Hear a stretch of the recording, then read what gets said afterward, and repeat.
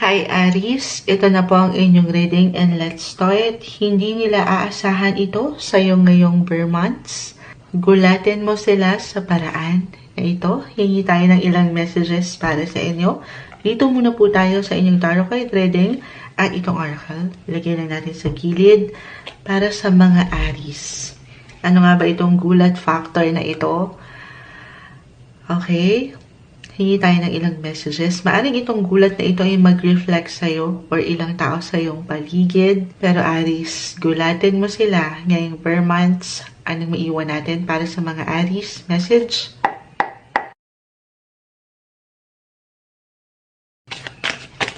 Ayan na. Okay. Medyo marami sila pero hindi natin ito pipigilan. Spread lang po natin. The Six of Swords ay narito. Nine of Pentacles.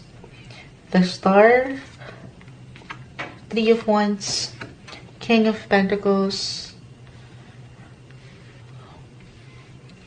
the Nine of Cups ay narito, Three of Swords, the Hierophant Reverse, Seven of Wands, and the Ace of Swords. So, Aries, gulatin mo sila.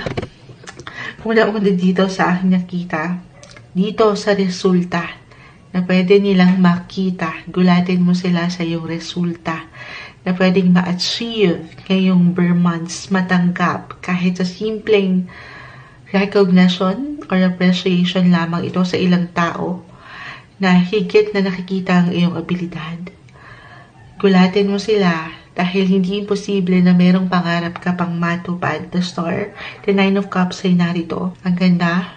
Kahit nakakuha tayo ng ilang reversal cards, pero regardless, the Star is still the Star. Kahit pa yan ay baliktad rin natin. Gulatin mo sila.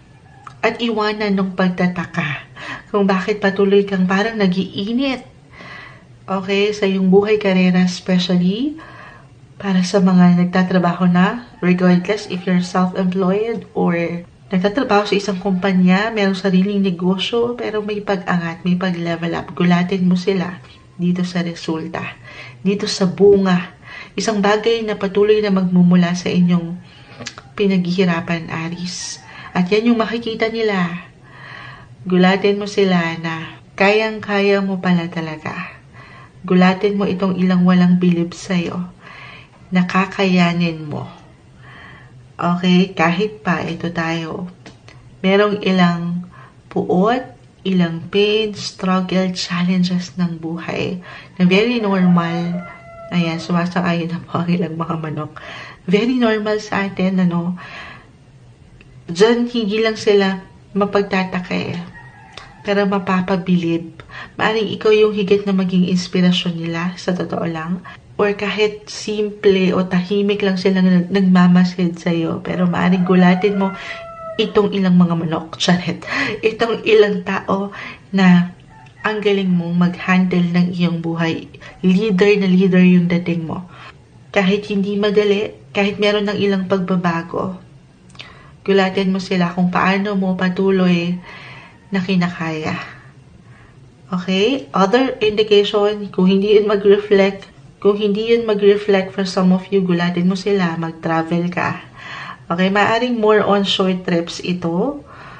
Well, it doesn't matter, pero meron tayong nakikitang, parang paglalaan nyo rin ng oras para makahinga mula dito sa ilang isipin.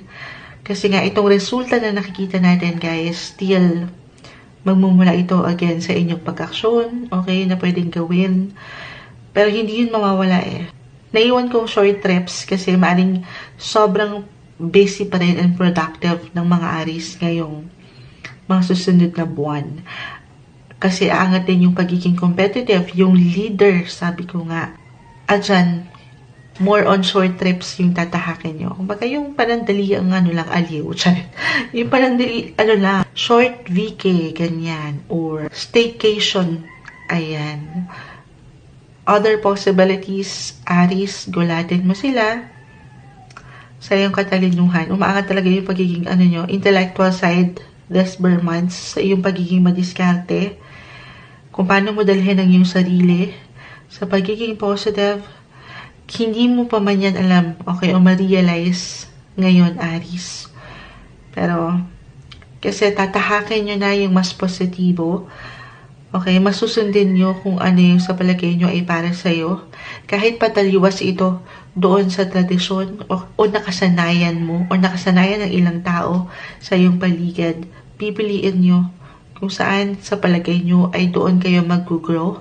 At dyan, mapapabilib nyo ito. Mapapanganga ang ilang tao. Gugulatin nyo sila na sa kabila na parang hindi kayo masyadong magiging traditional or conservative this months, sa kabila nun, gugulatin mo sila sa katapangan mo.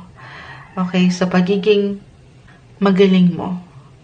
So, i-claim na natin yan para sa inyo ngayong months. Gulatin mo sila dito sa ilang pagbabago na pwede nilang makita sa iyo mentally, especially kung paano mo, sabi ko nga, kung paano ka mag-isip, mas malawak na, mas klaro, on point.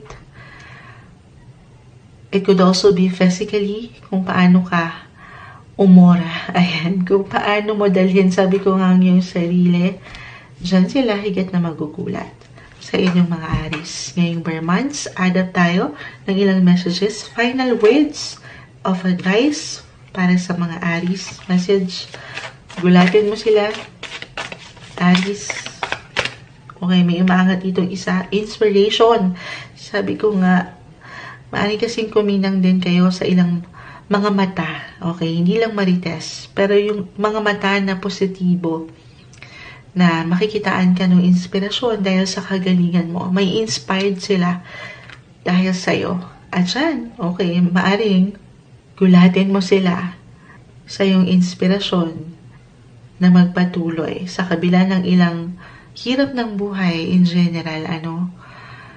Gulatin mo sila kung if this is about your love life, okay, inspired ka pa rin. Sa kabila na parang meron ka ditong pain na pinagdadaanan, inspired ka pa rin, motivated na harapin ang bukas, na magmahal. Ayan.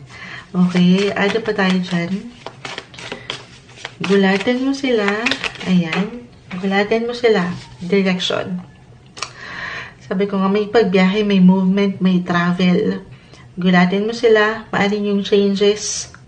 I'm getting a message na maaring merong pag-move, paglilipat, pagbabago. Sabi ko nga, gulatin mo sila. Magta-travel ka talaga ngayon. Ngayong months. Okay, ayan. Okay. Gulatin mo sila sa ilang new beginnings. Sa marami pang pagbabago na pwede nilang makita sa'yo ngayong months. Aries.